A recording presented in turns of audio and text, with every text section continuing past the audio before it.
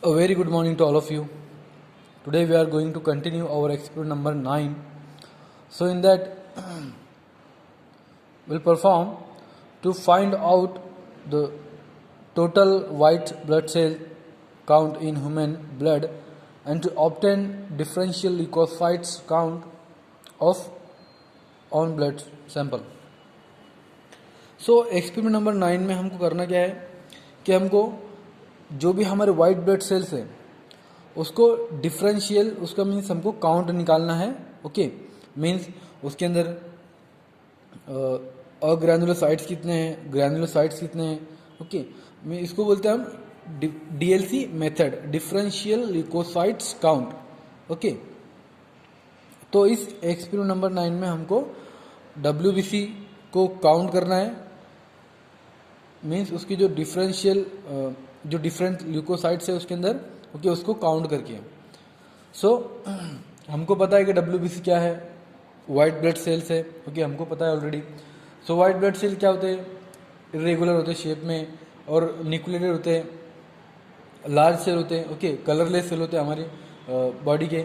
Okay, जिनकी जो range होती है नॉर्मली 6,000 टू 10,000 पर क्यूबिक mm होता है. ओके, जिसको दो कैटेगरी के अंदर उसको डिवाइड किया गया है on the basis of presence of granules in their cytoplasm, जिसको हम बोलते हैं ग्रैनुलोसाइट्स, और on the basis of absent of granules in their cytoplasm, जिसको हम बोलते हैं अग्रैनुलोसाइट्स.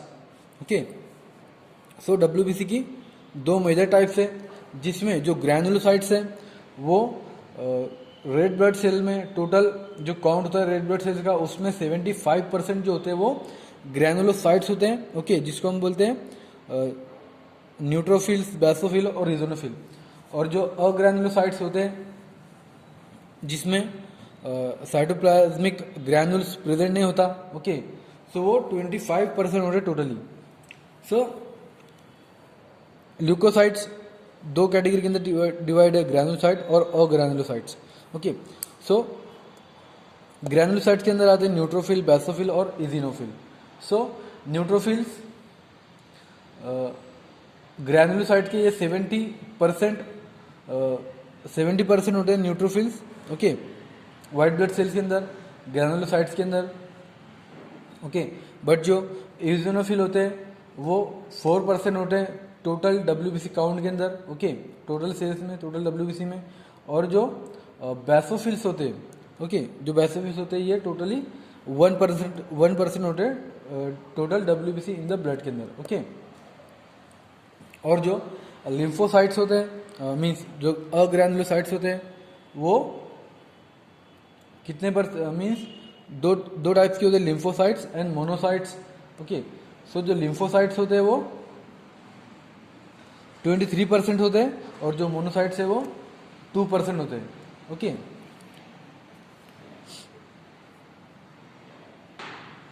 सो टोटल ल्यूकोसाइट्स जो होते हैं जिनको हम डब्ल्यूबीसी बोलते हैं, अगर डब्ल्यूबीसी इंक्रीज होते हैं ओके हमारी बॉडी के अंदर तो हमको कौन सी डिसीज हो सकती है, अस्थमा, कफ और ट्यूबरकुलोसिस.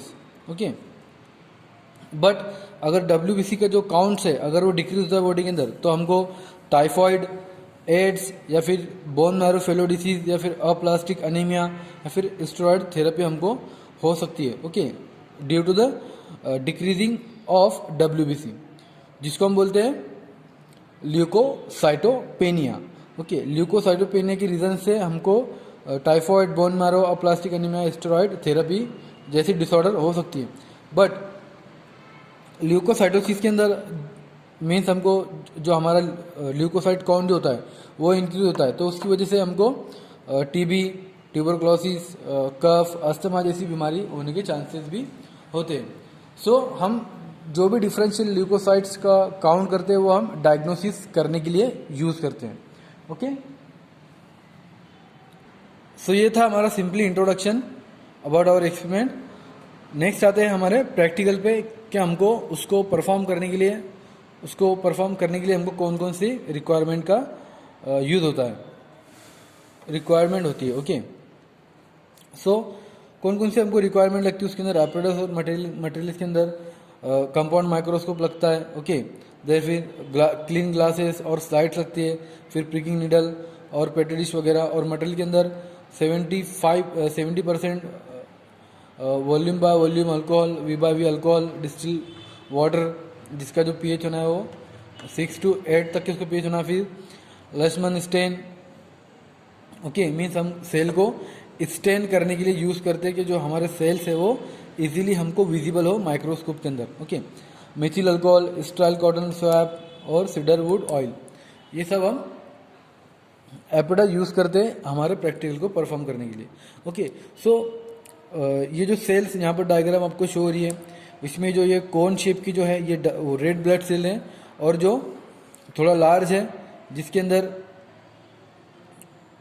मीन्स ग्रैन्यूल्स प्रेजेंट है, ओके, इसके साइटोप्लाज्म के अंदर, ओके। तो ये होता है वाइट ब्लड सेल्स, ओके, जो कि इरेगुलर शेप के अंदर होता है। ये ऐसा भी हो सकता है या फिर किसी भी शेप का हो सकता है, ओके। सो जब भी हम स्लाइड को माइक्रोस्कोप में ऑब्जर्व करते हैं तो हमको इस तरह की डायग्राम दिखती है, मीन्स इस तरह का हमको इमेज दिखता है। सो हम इससे इंडिकेट करते हैं कि जो भी मीन्स कोन शेप की जो स्ट्रक्चर हमको दिखते हैं, सेल दिखते हैं, हम उसको बोलते हैं कि ये हमारे आरबीसी है। बट हमको अगर इरेगुलर शेप के कोई दिखते हैं सेल्स, ओके, तो हम उसको देखते हैं कि ये हमारे वाइट ब्लड सेल्स है, ओके, ओके, जो डिफरेंट शेप्स के भी हो सकते हैं, ओके। देन नेक्स्ट आते फिर हम आइडेंटिफिकेशन ऑफ सेल पे, मीन्स हमको कैसे आइडेंटिफाई होगा कि ये ईओसिनोफिल है, ये बेसोफिल है, ये न्यूट्रोफिल्स है, ओके। सो सिंपल यहाँ पर उसका डिस्क्रिप्शन दिया है, ये ईओसिनोफिल है, ओके। बायलोब जिसको हम बोलते हैं, 2 लोब है इसके अंदर, बेसोफिल्स है, न्यूट्रोफिल्स है, इसके अंदर जो लोब्स है वो 2 और 4 लोब भी हो सकते हैं न्यूट्रोफिल्स के अंदर, और मोनोसाइट्स के अंदर भी, और स्मॉल लिम्फोसाइट्स के अंदर भी। तो हमको उसका सिंपल डिस्क्रिप्शन देखना है कि कौन सा सेल किस तरह से होता है, उसकी शेप कैसी होती है, ओके। तभी हम उसको आइडेंटिफाई कर सकते हैं हमारे स्लाइड के अंदर कि ये जो सेल हमको दिख रहा है ये एक पर्टिकुलर टाइप का, मीन्स ये पर्टिकुलर टाइप का ईओसिनोफिल है या फिर बेसोफिल है, ओके। सो जो न्यूट्रोफिल्स जो होते हैं, ओके, तो न्यूट्रोफिल जो सेल्स होते हैं ये 2 और 4 लोब्स होते हैं इसके अंदर, ओके। जैसे आपको यहाँ पर दिख रहा होगा 2 और 4 लोब्स होते हैं इसके अंदर, जो कि एक दूसरे से वो एक थिन फिलामेंट से वो एक कनेक्टेड होते हैं, ओके, जिसके अंदर साइटोप्लाज्मिक ग्रैन्यूल्स होता है, ओके। और इसका जो कलर होता है ये स्ट्रेन करने के बाद एक लाइट पिंक या फिर रेडिश पर्पल कलर का हमको दिखता है, जिसका डायमीटर 10 to 12 माइक्रोमीटर होता है डायमीटर के अंदर, ओके। देन नेक्स्ट होता है फिर बेसोफिल।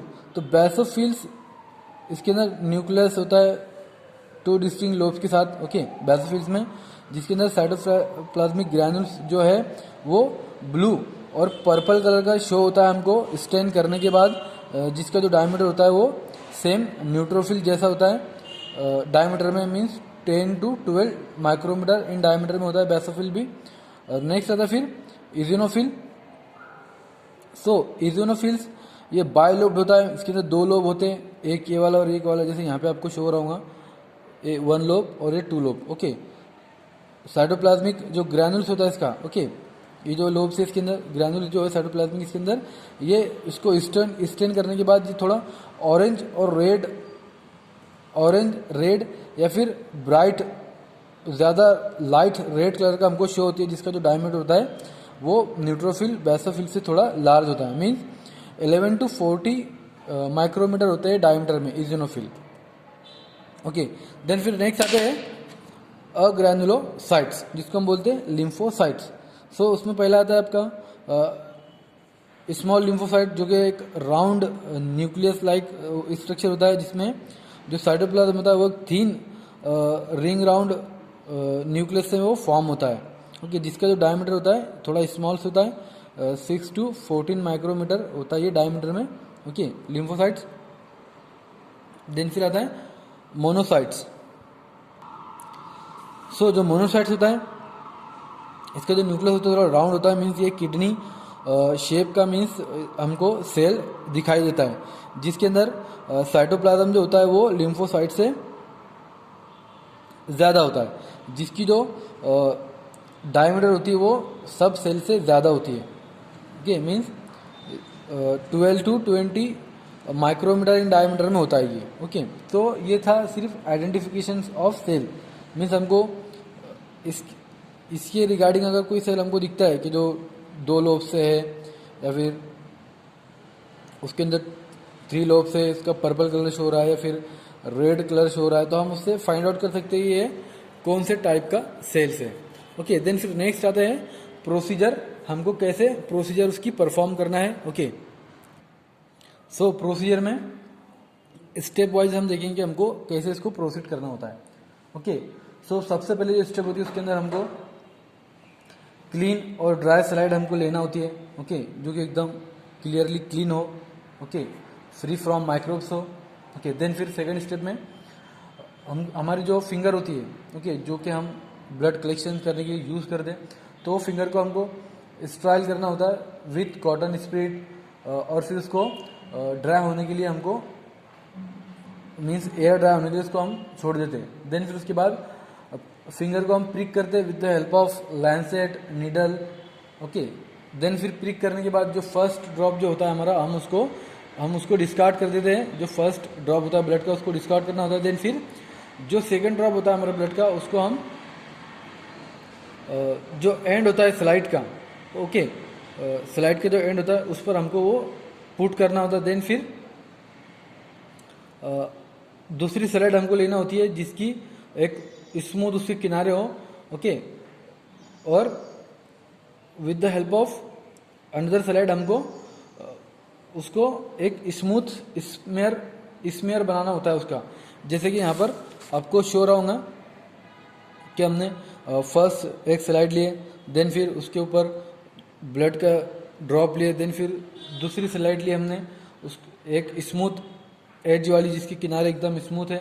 ओके, जो जिसको हम बोलते हैं स्प्रीडर, जिसकी मदद से हम जो हमारा ब्लड है उसको स्प्रीड करते हैं पूरी स्लाइड पे, तो हम ये स्लाइड को बोलते हैं स्प्रीडर स्लाइड। ओके, तो स्प्रीडर स्लाइड हम इसलिए यूज़ करते हैं कि वो एक स्मेयर फॉर्म हो, स्मेयर बन जाए।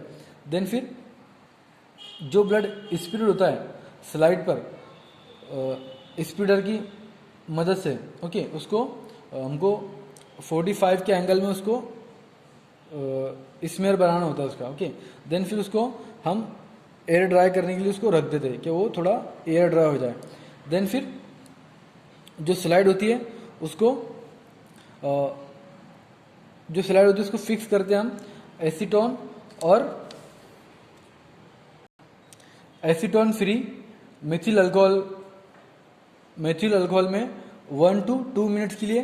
देन फिर जो स्लाइड होती है उसको हम स्टेनिंग रैक के अंदर रख देते हैं। देन फिर उसके अंदर हम लेसमैन जो हमारा स्टेन है उसको लेसमैन स्टेन्स को हम वो स्लाइड पे पुट करते हैं। देन फिर पूरे स्मीयर पे उसको पुट करते हैं, फिर उसको 2 मिनट के लिए हम उसको रख देते हैं उसको। देन फिर उसके बाद हम डिस्टिल वाटर और बफर सॉल्यूशन को ऐड करते हैं, उसके साथ मिक्स करते हैं और डबल वॉल्यूम और स्टेन जो होता है स्टेन उसको डबल वॉल्यूम में हम लेते हैं और उसके साथ मिक्स करते हैं और उसको 7 मिनट के लिए हम उसको रख देते हैं। देन फिर जो एक्सेस अमाउंट होती है हमारे स्टेनर की, लेसमैन स्टेनर की, उसको हम रिमूव करते हैं। ओके, उसको रिमूव कर देते हैं वहां से।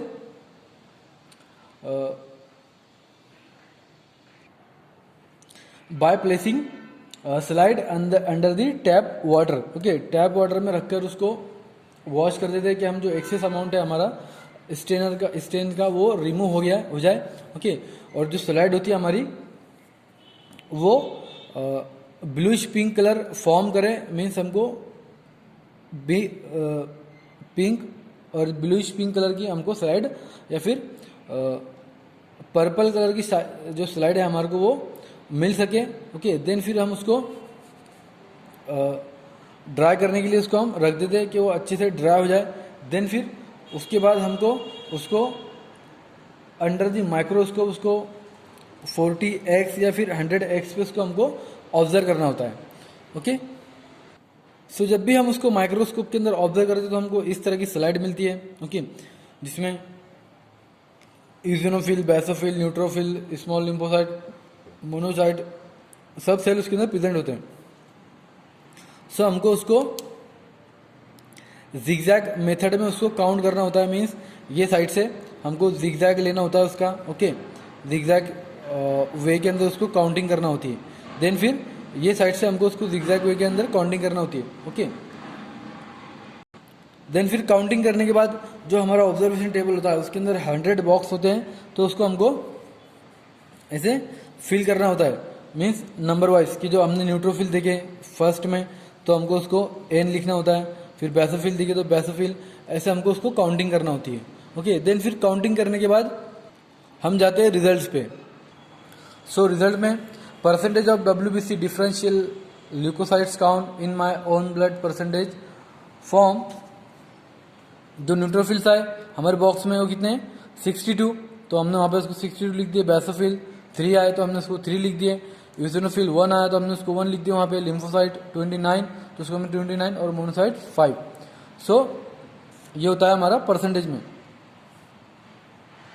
बट हमको उससे नॉर्मल डिफरेंशियल ल्यूकोसाइट्स काउंट से उसको कंपेयर करना होता है कि ये नॉर्मल रेंज में है कि नहीं है। ओके, सो यहाँ पर न्यूट्रोफिल्स है जो 50 to 70% होते हैं, तो यहाँ पर जो 62% है, तो जो हमारा न्यूट्रोफिल की जो काउंटिंग है वो नॉर्मल होती है। ओके, यूजिनोफिल 1 to 4% है। ओके, तो यहाँ पर 1% है। फिर उसके बाद यहाँ पर नाम गलत दिया उसने, है ना, यहाँ पे आपके एक्सपेरिमेंट में यहाँ पर नाम गलत है। ओके, मीन्स यहाँ पर बेसोफिल होना चाहिए था।